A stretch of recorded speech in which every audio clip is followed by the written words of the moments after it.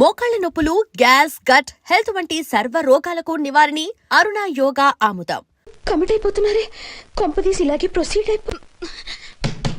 ఓ మీరా, ఏంటండి? మీ వారు వచ్చారో లేదనని చూడటానికి వచ్చాను. ఇప్పుడే వచ్చారు. సంతోషం. ఉంటానండి. మంచిదండి. అర్చన, హోమ్ మినిస్టర్ గారు వచ్చారు. నేను ఒకసారి బయటికి వెళ్ళి వెంటనే వచ్చేస్తాను. మళ్ళీ వెళ్తారా? లేదు నాన్న, ఇప్పుడే వచ్చేస్తాగా. సరే, త్వరగా వచ్చండి. Over acting.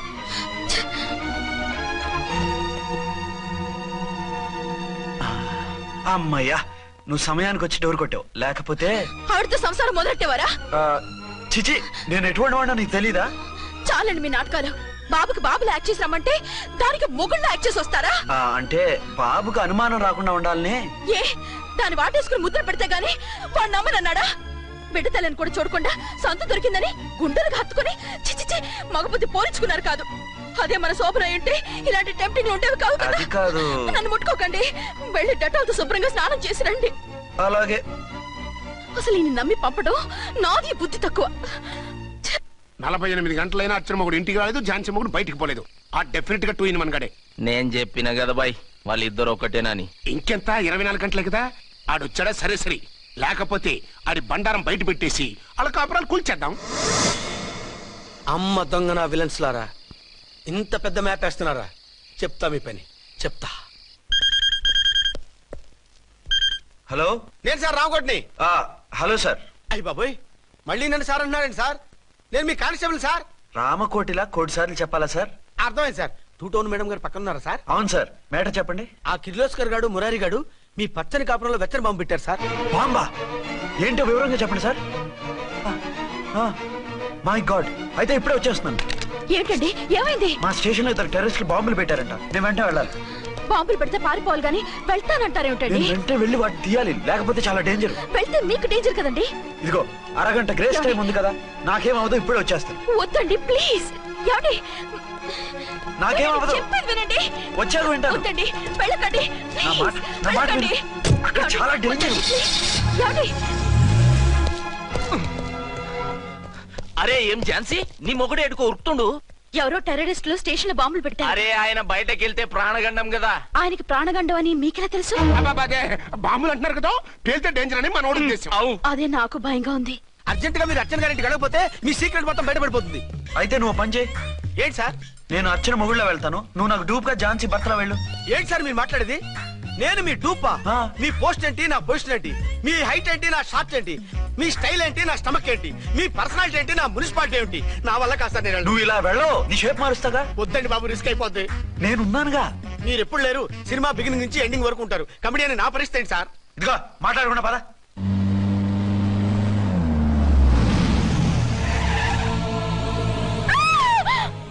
భయపడకండి.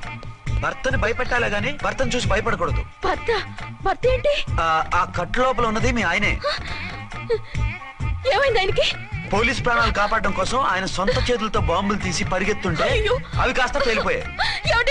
వద్దు వద్దు అంటుంటే కూడా వినకుండా వెళ్ళారు. దూరం దూరం.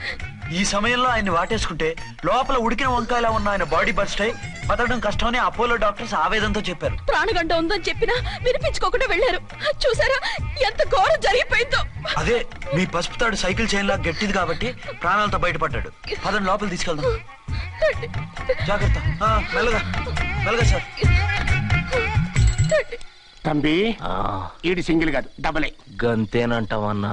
ఎదురకుండా ఎవిడెన్స్ కనపడుతుంది, గంతేనంటావా అంట వింటయ్యా. వాళ్ళిద్దరు, వాళ్ళకిద్దరు, మనమిద్దరు.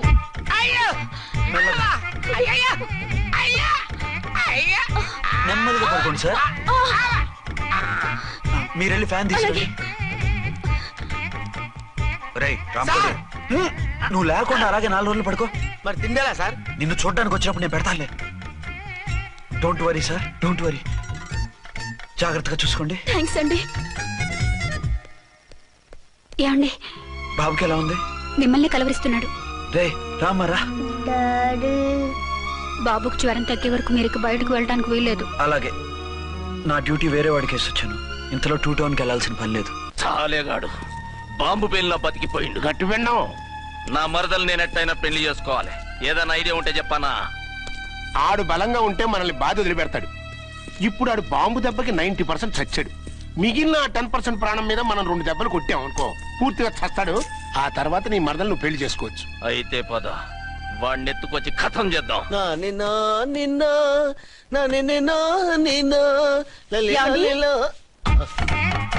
నా మాట వినకుండా వెళ్ళారు. ఇప్పుడు చూడండి ఎంత బాధపడుతున్నారో. లేవండి. లేస్తే పడుకోలేను. నేను పడుకోబెడతానుగా. లేవండి, జ్యూస్ తాగుదురు గాని. ఇప్పటికి 6 సార్లు తాగాను, ఇంకా నా వల్ల కాదు. అలా అనకండి, భోజనం లేదుగా, నీరసం వస్తుంది. పట్టండి. అయ్యో వద్దండి, వద్దండి. అండినా అండి అన్నానండి, అనే ఉంటానండి. ఈ బాంబులు తాకిడికి ఎవరితో ఏం మాట్లాడుతున్నానో అర్థం కావట్లేదండి బాబోయ్. మీ మాటలో కూడా తేడా వచ్చింది. అదండి బాంబింగ్ ఎఫెక్ట్ అండి. మూతి పగిలి 4 ఖర్చుకున్నాను. అయ్యో, మీకేదైనా అయితే నాకు దిక్కెవరు? ఆయన ఇంకెవరు? ఆయన ఎవరు? ఆయనంటే దేవుడు. దేవుడు. సర్లే, పట్టండి. ఏంటలా వణుకుతున్నారు? పైనుంచి కిందకి ఎర్తవుతుంటే వణకుండా ఎలా ఉంటాను? నాకు అసలే సహనం తక్కువ. కాస్త దూరంగా ఉండండి. అయ్యో. సారీ అండి. ఇంతటి దానికి సారీ ఎందుకండి? సారీ మార్చుకుని వస్తానుండండి.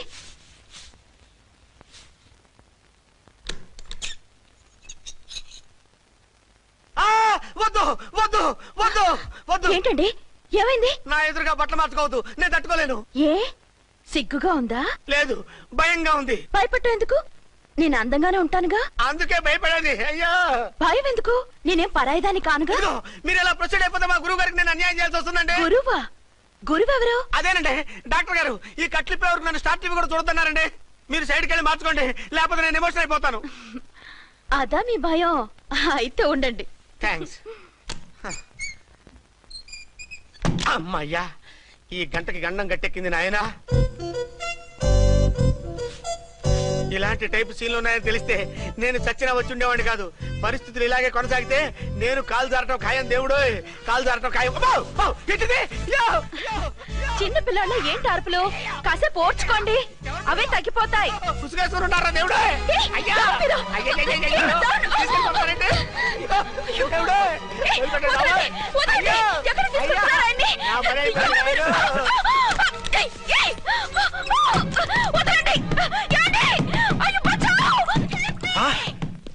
ఏంటో కేకలు? ఝాన్సీ గొంతులో ఉందండి. ఓరి నాయనో, ఆ దరిద్రుడు ఝాన్సీని చూసి అటెంప్ట్ ఏమైనా చేసేస్తున్నాడేమో.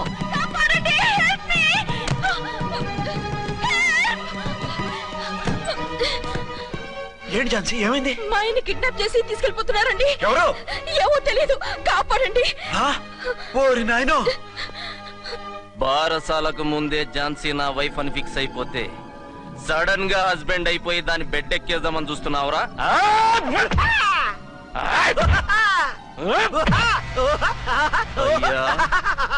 నేనింత సీరియస్ గా కొడుతుంటే వీడు కామెడీ లెక్క నవ్వుతుండేంది. ఈడి ఏడిపే ఇలా లాఫింగ్ టైప్ లో ఉంటదేమో. ఇంకో 2 రౌండ్లు వేసుకో. వేసుకోరా బాబు.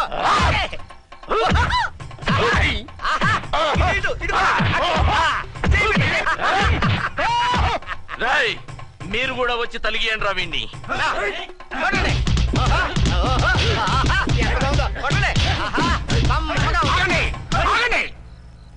ఈడు ఎందుకు ఏడవకుండా నవ్వుతున్నాడో నాకు ఇప్పుడు అర్థమైంది. ఎందుకు?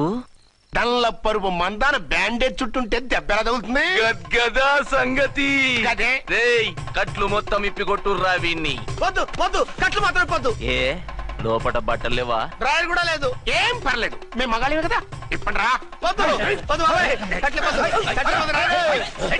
కట్టిపోతున్నారు బాబాయ్. బాబా, ఏంటిది? రక్షించండి సార్, నన్ను రక్షించండి సార్. ఏయ్, బాబా, ఏంటి?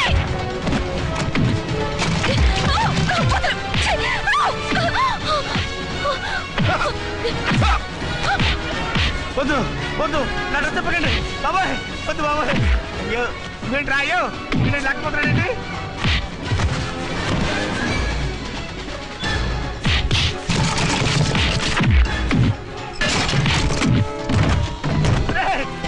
నా చేస్తావు రే?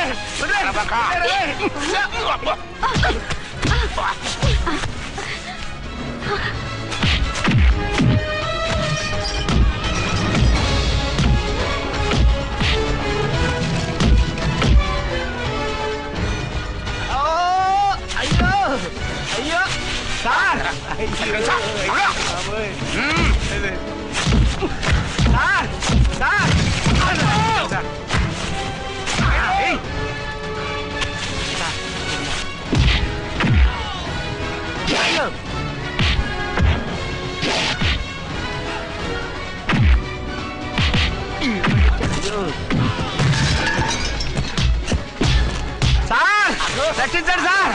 మొత్తం తీసేస్తాయి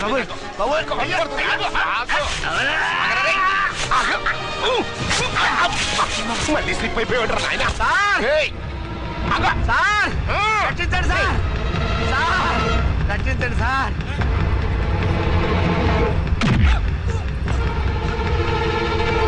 ఒక్క బతికుందిరా రేయ్. వేసు రేయ్.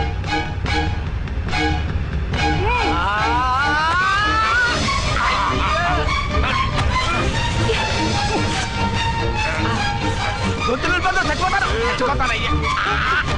కాపాడండి సార్. సార్ త్వరగా రండి సార్. రండి సార్. అయ్యా అయ్యా అయ్యా.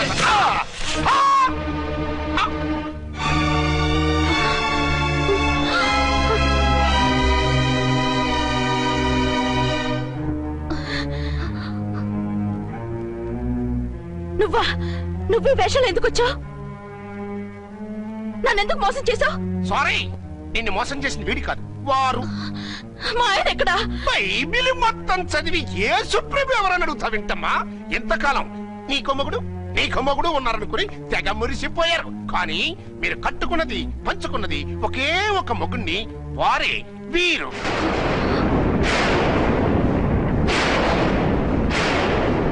బాబు, ఆవిడ మీకేమవుతుంది? ఆవిడ మా ఆవిడే.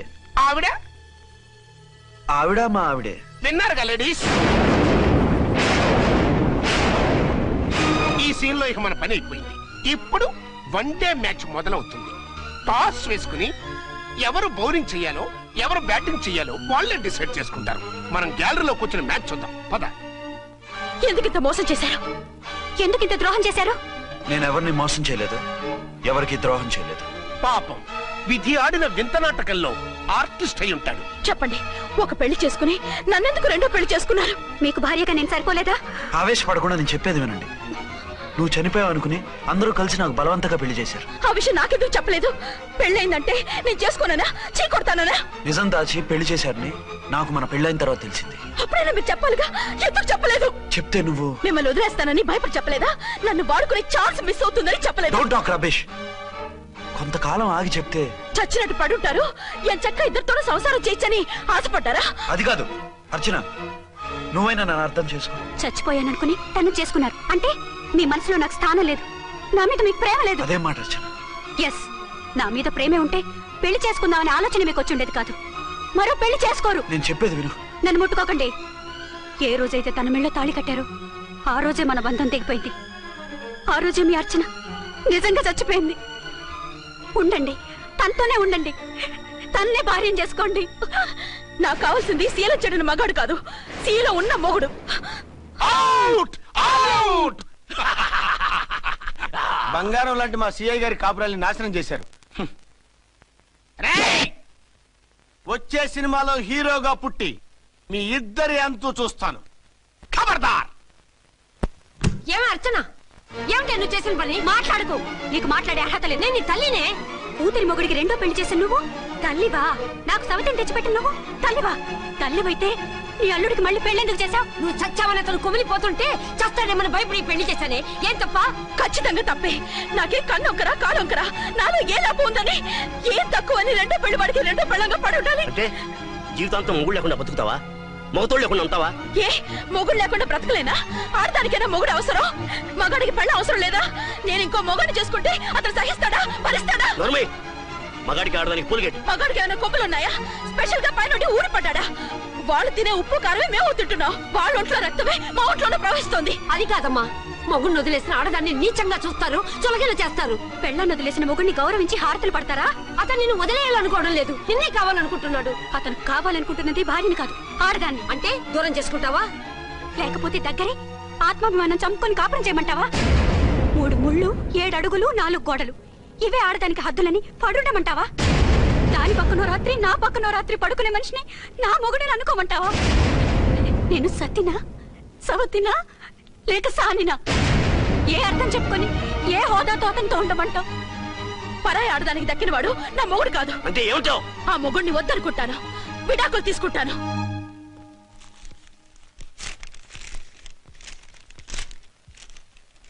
ఏమిట్రా అది? లాయర్ నోటీసులు. లాయర్ నోటీసులు ఎవరు పంపారు? నీ కోడళ్ళు. దేనికి? వాళ్ళకి విడాకులు కావాలంట. నువ్వెందుకురా బాధపడతావు? సిగ్గు ఎగ్గు లేకుండా విడాకుల కోసం కోర్టుకెక్కినందుకు వాళ్ళు బాధపడాలి.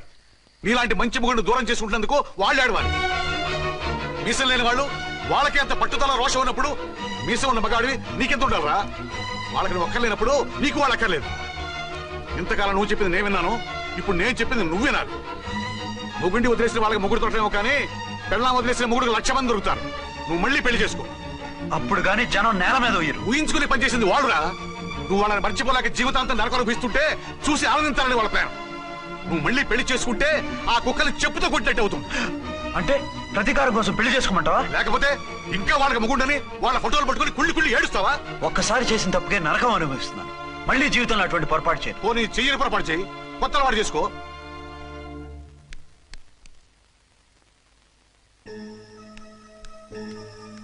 ఇదిగో నాలాగా తాగుడు అలవాటు చేసుకో. బాధల్ని బాధ్యతల్ని మర్చిపో. పెళ్ళాలు వదిలేసిన మొగుడని అవమానం పడే కంటే గౌరవంగా తాగుబోతు అనిపించుకో. అలాగే తండ్రిగా ఆనందిస్తాను. తీసుకో.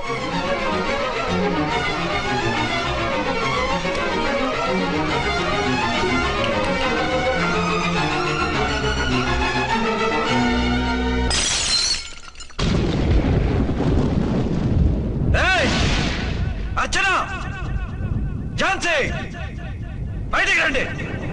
రండి.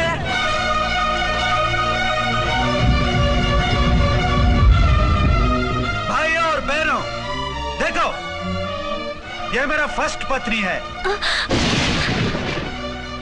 ఇది నా సెకండ్ పత్ని. ఏంటే ఏంటి ఆ లుక్లు? తాగొచ్చానా? నేను తాగలేదే, మీరే తాగించారు. తెగేదాకా తెచ్చారు, తాగేదాకా తీసుకొచ్చారు. నాకు విడాకులు ఇస్తారు. మనది పెళ్ళా పేకాట? ఆడినంతసేపు ఆడి మధ్యలో మిడిల్ డ్రాప్ చేయడానికి. అసలు నేను మీకు ఏం ద్రోహం చేశాను? నువ్వు తిరిగి రాగానే on the spot first night cancel చేసుకుని నీ దగ్గర పరిగెత్తు రావడవా? ఇంకో మగాడు ఎవడైనా అయితే అలా వచ్చేస్తాడా? చెప్పను చెప్పను, ఛాలెంజ్. నువ్వు చచ్చావు అనుకుని పిచ్చి వెదవలా తయారయ్యాను. కళ్ళు పూసుకుంటే కళ్ళలోకి వస్తున్నావని కంటికి నిద్ర లేకుండా కడుపుకి తిండి లేకుండా గడిపాను. చచ్చి నీ దగ్గరగా వద్దాం అనుకున్నాను. కానీ నా కన్న తల్లిని మర్చిపోలేక తాగుడికి అలవాటు పడ్డ మా నాన్న నా జీవితంలో నీ జీవితం కాకూడదురా, భార్య లేని లోటేంటో నేను చవి చూశాను.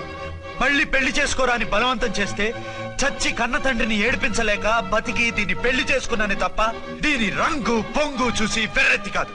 అది నేరమా, పాపమా? ఏవే ఈ ఏటి మేటి సౌత్ ఇండియన్ పతివ్రత, ఈ సంగతి అంటే సెకండ్ హ్యాండ్ మొగుడు దొరికాయండి షేక్ అయిపోతున్నావా? ఇంతకు ముందు నేను ఎప్పుడైనా తాగానా? నేను తాకానా? కామం కళ్ళకెక్కి నీతో మంచం ఎక్కానా? మజా చేశానా? పెళ్ళైన తర్వాత కూడా నిన్ను పతివ్రతలా బతకనిచ్చాను కదే. నేనే దుర్మార్గుడిని అయితే, ఆడదాన్ని అవసరంతో ఏడ్చేవాడిని అయితే ఎప్పుడో నిన్ను చెడిపోయేదాకా చెడగొట్టేవాడిని. కానీ ఎందుకు అలా చేయలేదు? ఎందుకు నీది తప్పలేదు? భార్యగా అర్చన నాలో బతికుంది కాబట్టి. నిజం చెప్పలేదు అని చెప్పుకోవచ్చిన మేకలా గించుకుంటున్నావు. ఎందుకు చెప్పలేదో తెలుసా? నా కూతుర్ని ఎవరు చేసుకోవడం లేదు, రెండో పెళ్ళంటే వద్దంటుంది అని మా బాబు దగ్గరకు వచ్చి ఏడిస్తే నాకు అబద్ధం చెప్పి నీకు తాళి కట్టించారే. 20 ఏళ్లుగా కనీ పెంచిన నీ అబ్బే నీకు నిజం చెప్పినప్పుడు నేనెందుకు చెప్పాలి? అది బతికొచ్చిన తర్వాత మా వాళ్ళు నీకు నిజం చెప్పలేదని తెలిసింది. అప్పుడు నాకు ఇదివరకే పెళ్ళయింది, చచ్చింది అనుకున్న నా పెళ్ళం తిరిగి వచ్చిందని నీకు చెప్తే గుండె పగిలి చేస్తావని నీకు చెప్పలేదే. నువ్వంటే నా ఆల్ ఇండియా పతివ్రత 9 నెలలు లంకలో ఉండొచ్చిన సీతని అగ్ని ప్రవేశం చేయమన్నాడా రాముడు? ఎవడో వెదవ కూత కూర్చోండి కడుపుతో ఉన్న తన పెళ్ళాన్ని అడవిలోకి పంపించాడు అదే రాముడు, నీ ఫేవరెట్ గాడ్. నువ్వు అడ్రస్ లేకుండా 25 నెలలు ఎక్కడికో పోతే ఎక్కడున్నావు, ఏం చేశావు, ఎవరితో ఉన్నావు అని అడిగానా? లేదు. అనుమానించానా? లేదు. వాయ్ భార్య అంటే ప్రేమ, భార్య అంటే నమ్మకం, భార్య అంటే విశ్వాసం. ఆ రాముడు గ్రేట, నీ మొగుడు గ్రేట? చెప్పవే, చెప్పు. ఆ రాముడిని దేవుణ్ణి చేసి గుళ్ళో కూర్చోబెడితే నన్ను రాయించేసి రోడ్డు మీదకి విసిరేస్తావా? పేరుకు పెళ్ళానివే గాని నిన్ను అమ్మకన్నా ఎక్కువగా ప్రేమించానే. నువ్వు కనీసం ఆ బిడ్డకిచ్చే విలువ కూడా ఇవ్వలేదు కదే తల్లి. ఇద్దరు భార్యలకి న్యాయం ఎలా చేయాలో తెలియక కుమిలిపోయా. మీ ఇద్దరికి నిజం తెలిస్తే ఏమైపోతారో అని భయపడ్డాను. మీ కంట్లో నీళ్లు రాకూడదని మీరిద్దరూ ఏడాల్సిన ఏడుపు నేనేడ్చానే. ఇంత చేస్తే మీరు నాకు విడాకులు ఇస్తారా? అసలు మీరిద్దరు పొజిషన్లోకి రండి, రండి. నన్ను వద్దని మీరిద్దరు వదిలేస్తే వచ్చి మీ కాళ్ళ మీద పడతారనుకున్నారా? నెవర్. అవును, నన్ను వద్దనుకున్నప్పుడు నేను కట్టిన మంగళసూత్రాలు మాత్రం ఎందుకు? సేఫ్టీగా వాటిని అలాగే ఉంచుకుని మాజీ భార్యలుగా హ్యాపీగా బతుకుదాం అనుకుంటున్నారా? నో, మీకు ఆ ఛాన్స్ ఇవ్వను. తాళి ఉన్న పెళ్ళాలుగా కాదు, తాళి తెగిన భార్యల్లా, మొగుడు చచ్చిన విధవల్లా మీరు తెల్ల చీరలు కట్టుకునేట్టు చేస్తాను. విడాకులు ఇవ్వకుండా మిమ్మల్ని విడాకులు చేస్తాను. జీవితాంతం కుళ్ళి కుళ్ళి కుళ్ళి ఏడ్చేలా చేస్తాను. బాయ్. ఆగండి. ఏ, నేను చావడం కూడా నీకు ఇష్టం లేదా? మీరు బతకాలి, నిండు నూరేళ్లు సుఖంగా జీవించాలి. మీ మీద ప్రేమ లేక కాదు, మీరంటే ఏంటో తెలియక కాదు. నా వల్ల మీకు ఝాన్సీకి అన్యాయం జరగకూడదని నేను మిమ్మల్ని అనుమానించాను, అవమానించాను.